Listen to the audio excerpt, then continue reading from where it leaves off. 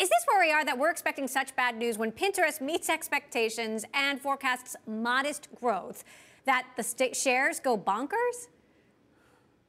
I think it's a function of two things. One is obviously the fundamentals, and I think equally important is Elliott's press release. So expectations were low; they were getting lower. Pinterest was trading as if it's going out of business, to be honest, not like a growth company. And now they jump over a very low bar. And I think the most important thing here is third quarter revenue outlook. Facebook is telling us sequential declines.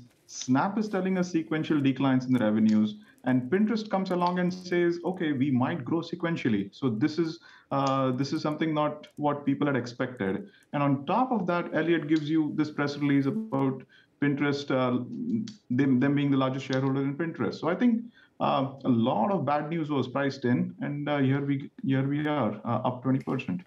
You, of course, have a big leadership change that's happened at Pinterest. The co-founder and longtime CEO, Ben Silbermann, out. Bill Ready of Google, longtime payments executive, is in. How do you see Pinterest's challenges differing from what's facing Facebook and Snap?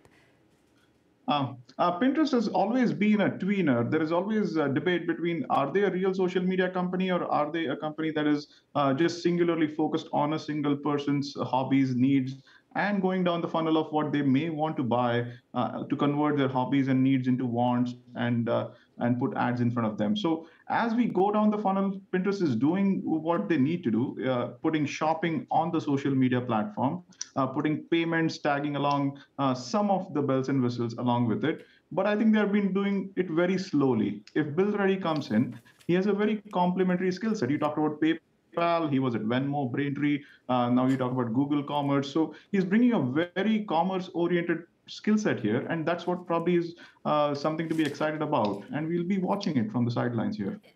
Now, Pinterest is, of course, it's a much smaller player than, of course, Meta, even Snap and Twitter. But do you see what's happening here as some sort of broader signal about what's happening in the broader economy or with digital ad spend?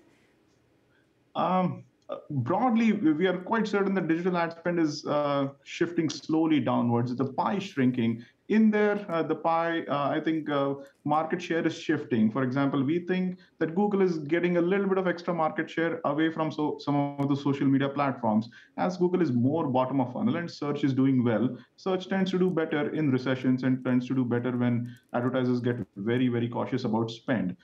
That's what is happening. But when Pinterest, it's a very small player. It could just be a play on, okay, what do you think some of the suburban moms are thinking about holiday shopping? That could be, they are not completely pessimistic about it. So that's, if you look at engagement on Pinterest, I think that may be the only leading indicator, but it's still too small for us to make a macro call right now.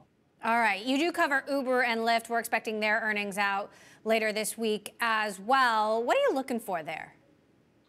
Again, I think in terms of Uber, we prefer Uber versus Lyft, but both companies should have earnings that should probably exceed expectations. I think the biggest kind of question mark, there are two question marks in front of investors.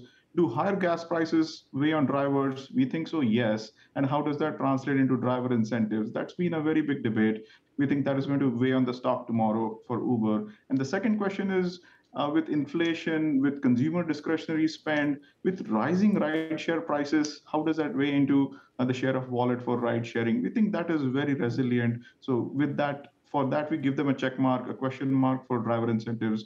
But we like Uber heading into earnings tomorrow.